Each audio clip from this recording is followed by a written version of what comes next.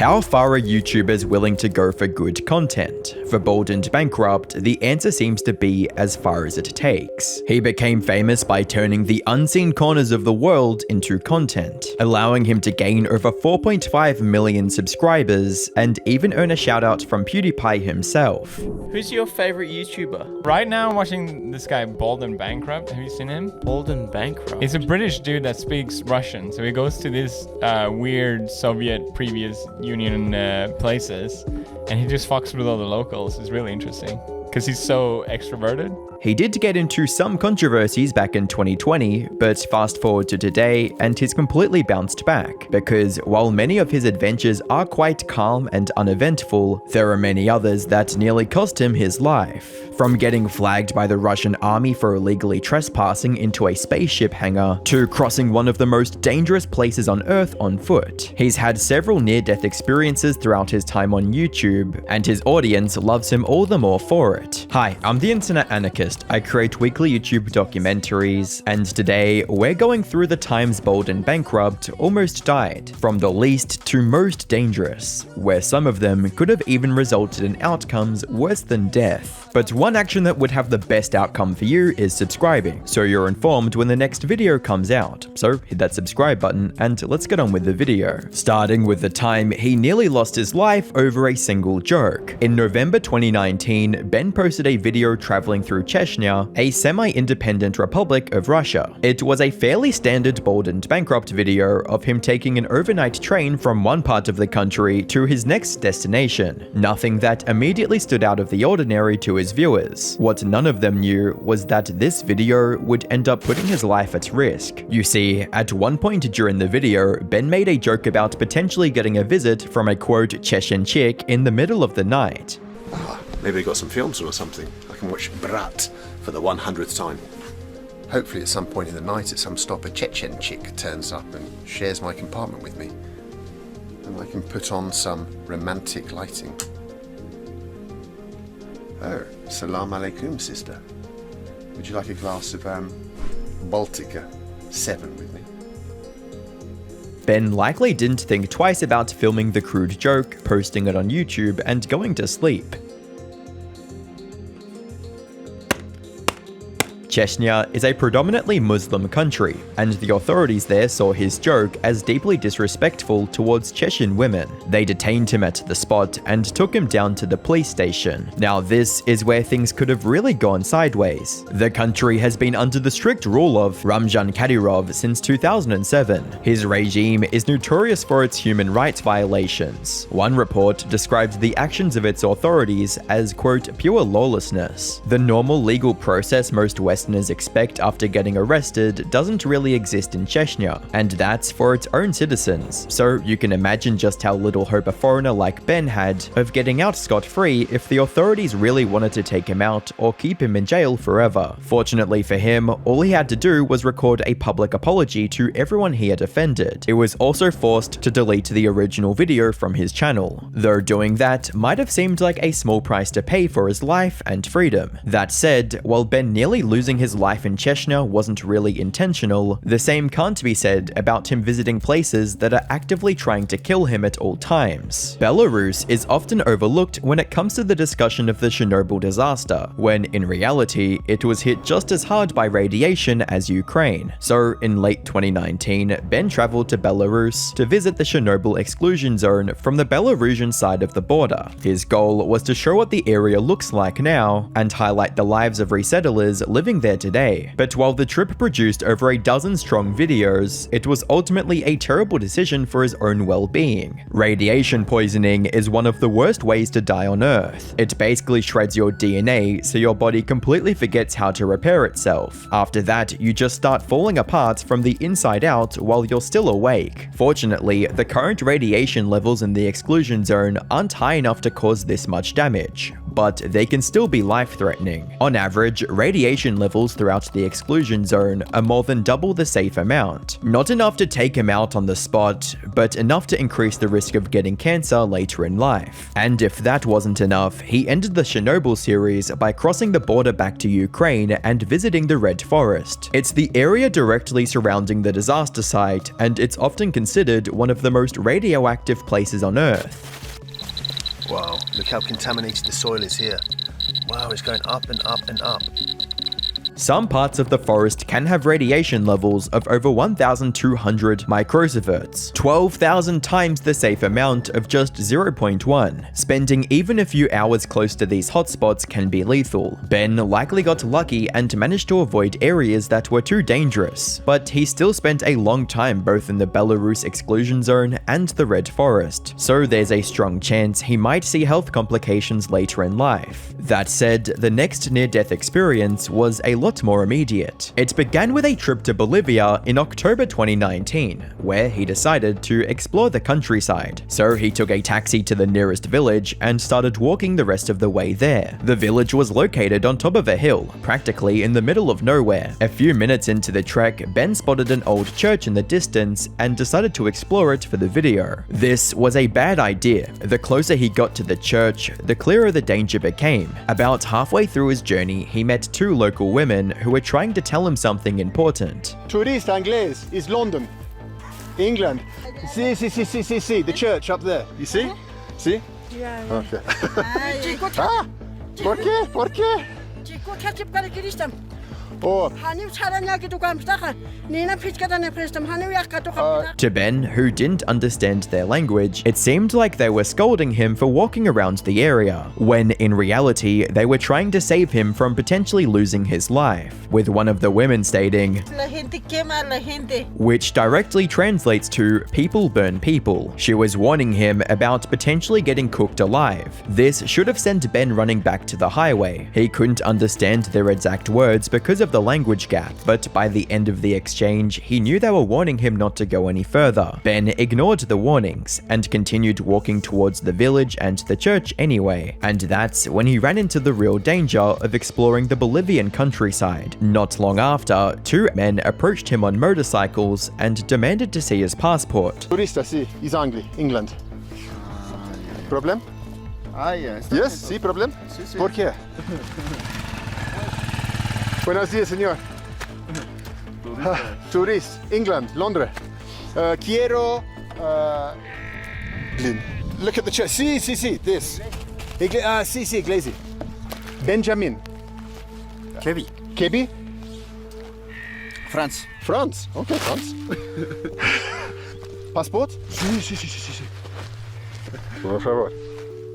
Ben didn't know this at the time, but these were likely members of the Bolivian cartel. They saw a mysterious Englishman walking around their turf and came to investigate. This was already a very shady situation to be in. If they found him even the least bit suspicious, they would have likely detained him on the spot, or in the worst case scenario, took him out where he stood. And because he was traveling entirely alone, no one would have known what happened to him either. They took a picture of his passport before telling him that the area he wanted to visit was off limits. This was his cue to say sorry and thank you and dip out before they lost their temper. But Ben kept pushing his luck and asked to go see the church anyway. They reluctantly agreed and gave him just 30 minutes to do whatever he wanted and disappear. The whole thing was sketchy from the beginning to the end. As a commenter puts it, that is the most original way to I've ever seen. The fact that Ben made it out alive was, well, nothing short of a miracle. But what's worse than pissing off a couple members of the cartel? Potentially pissing off one of the largest armies in the world. In May 2022, at the height of the Russia-Ukraine war, with Russian forces on high alert, Ben decided that it would be a good idea to sneak into a restricted Russian military facility. His goal was to see the retired Soviet space shuttle in person, but getting to it wasn't going to be pretty easy. It started with him taking a bus to the small town of Darien Gap in Kazakhstan. There, he met up with his girlfriend at the time, Alina, and the two began their journey to the Baikonur cosmodrome, the facility where the old space shuttle was kept. To reach their destination, they had to walk over 22.1 miles, or roughly 35 kilometers, across the harsh desert. This was the first danger of this adventure. They could have easily become dehydrated and collapsed in the intense heat. The ground was also extremely rocky and unstable. One wrong step could have meant twisting an ankle and getting stranded in the middle of nowhere. But there was a much bigger issue at hand: the guards. You see, the cosmodrome is still one of the most active spaceports in the world. The whole thing is under the control of the Russian army, and Ben was trying to sneak into the place with nothing but his camera and a strong desire to make a good YouTube video. Every step towards the facility increased the risk of getting caught, which almost happened when a guard patrol drove by midway through the journey.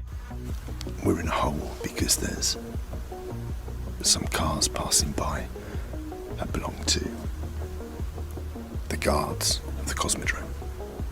So we're hiding in this hole. Listen.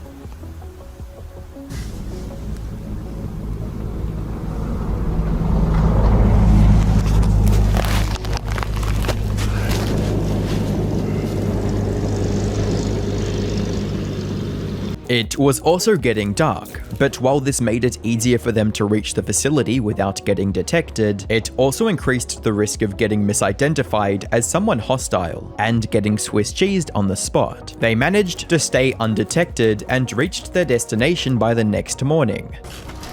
Guys, look.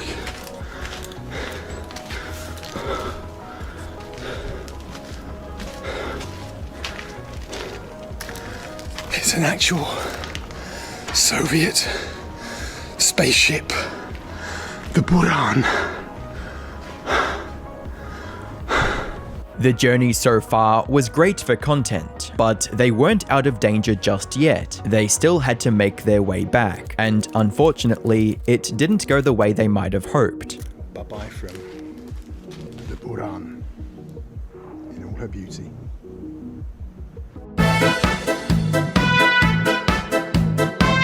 Russian authorities in Kazakhstan seized a British YouTube personality.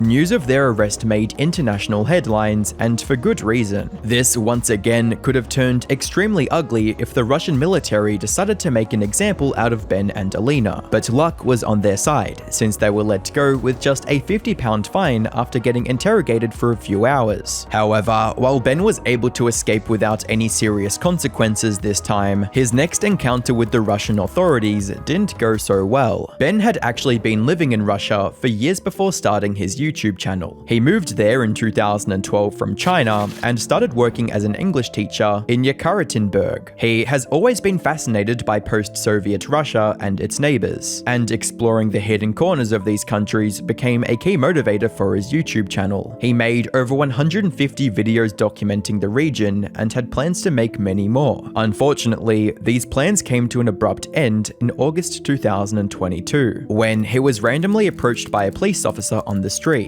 Ben shared the story on the 1st of September in a video titled "The Journey is Over." She took him to the police station to, quote, clear a few things up, but when he eventually reached the station, he was thrown into prison for multiple days without any explanation, and it was only downhill from there. I was thrown in a Russian prison for a few days and then sent to court to defend myself against the charge, where I was found guilty.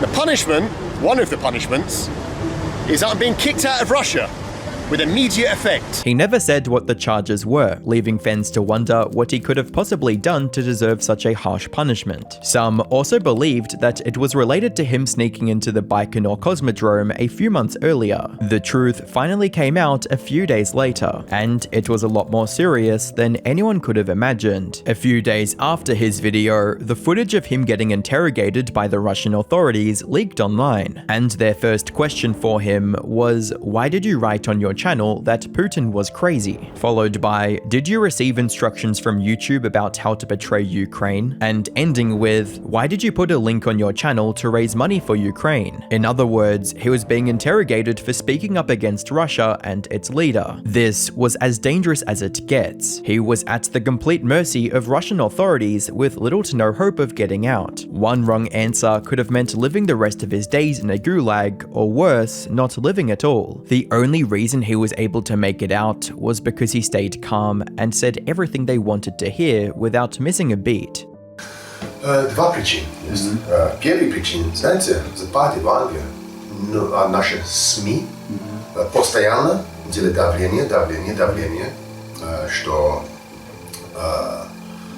как сказать, против России, можно так сказать, и особо против вашего президента. И, конечно, это было влияние на меня. Я слышал это только этого.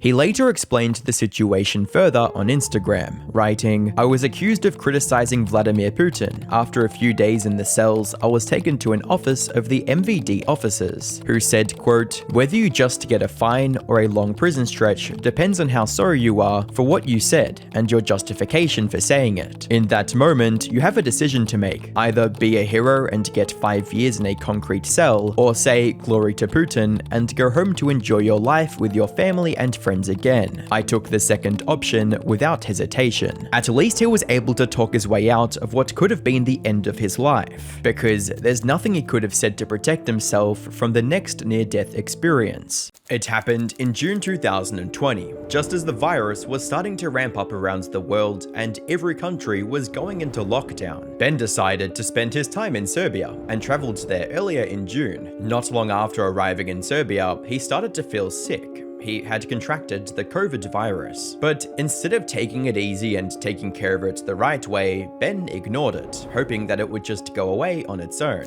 This decision backfired horribly. By the time a friend came to his rescue 10 days later, he was barely alive in his apartment. He didn't even have enough energy to eat food, let alone go to a doctor. Even walking from his apartment to the taxi felt impossible. His friend took him to a hospital where he was admitted to the ICU. As it turned out, Ben's blood was dangerously low on oxygen. For context, a healthy blood oxygen saturation level is between 95 and 100%. Ben's was down in the low 70s. He was basically dying, and his condition was getting worse with each passing day. If his friend hadn't checked on him when they did, he likely wouldn't have survived. I saw some terrible things in that intensive care unit.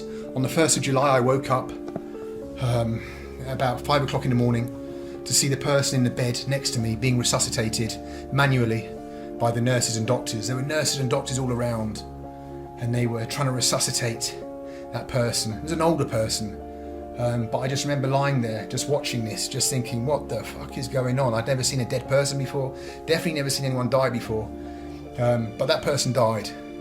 And that scared me a lot, because I was like, well, if that person can die, and they weren't that old, then who knows about me? This situation was critical, but at least he had a team of medical professionals looking after him, something he could have only dreamed of during his deadliest adventure yet. Crossing the Darien Gap. Located on the border between Panama and Colombia, the Darien Gap is one of, if not the most dangerous places on Earth. It's an over 100-mile long stretch of remote roadless jungle that's notoriously difficult to cross, but hundreds of thousands of South American migrants still try to cross it each year in search of a better life, and Ben wanted to document that journey on YouTube. So he traveled to Colombia in late 2023 and started prepping for the difficult trek ahead. To even make the journey, he had to get in contact with the local cartel so they could guarantee safe passage through the first half of the jungle. Without their protection, he would have been at the risk of getting robbed, assaulted, or worse. Even then, he was advised to pretend to be a Russian fleeing the war, because if anyone discovered he was a relatively wealthy Brit, he would be at risk of getting kidnapped for ransom. I was saying, I have to say I'm Russian. Yeah, it's starting to dawn on me, if it didn't already, that what we're doing is really, really dangerous. The most dangerous thing I've ever done. Definitely for YouTube, probably in my life. The journey began with him traveling across the ocean on a small speedboat with no life vests. They were going to take him to the edge of the forest, where another guy would then guide him further into the jungle. Unfortunately, that's not how things went. Well, now we're fine.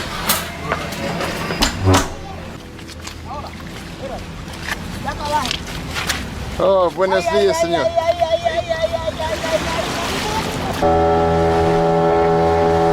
Well, guys, our first attempt to cross the Darien was a failure. As we entered the jungle, we were caught by the Panamanian army, and they're now escorting us back to Colombia. First attempt, fail. He could either quit while he still had the chance, or try again, this time through a longer and more difficult route. He chose the second option, and was on his way through the Darien the very next day. Things were already off to a rough start, and it was only going to get worse from here. You see, the Darien Gap is filled with life-threatening hazards around every tree, from snakes, spiders and scorpions, to trees with 8-inch long spines that don't even look real. And to top it all off, the terrain is a mix of dense bushes, jagged rocks and slippery mud. Ben was still lucky enough to have money for supplies, since many families traveling with them couldn't even afford food before setting on the journey.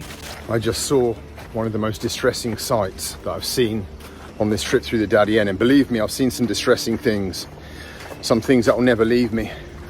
But I just saw a family, a mum and dad and a baby, Venezuelans begging for food from passing caminantes, but no one's got any food for them. He also encountered several human remains along the way, making the threat to his life feel even more real. After 5 long days of constant walking and dodging death constantly, Ben and the rest of the group finally made it to the other side, cementing this journey as the closest Bald and Bankrupt ever got to dying for a video. Before I end off the video, I just want to quickly share with you a piece of my setup that makes these videos possible. Shout out to Kaikon.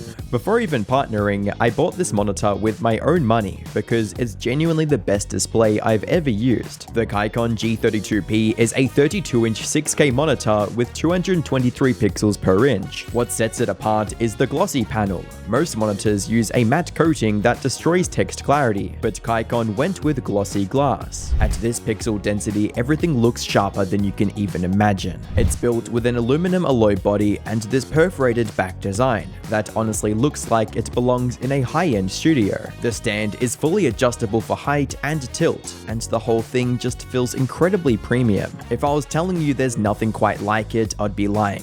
The only comparable monitor to this is the Apple Pro Display XDR, which costs $5,000, and the stand is another $999. That's $6,000 total. The G32P starts at $1,698 with the stand included, offering comparable build quality and display performance. There's really nothing else on the market that comes close at this price point. The monitor is powered by a nano IPS black panel that has a 2000:1 contrast ratio, 99% DCI-P3, and Delta E under 2. You can grab one at kaikon.group or through Amazon, AliExpress, and Shopee using the link in the description.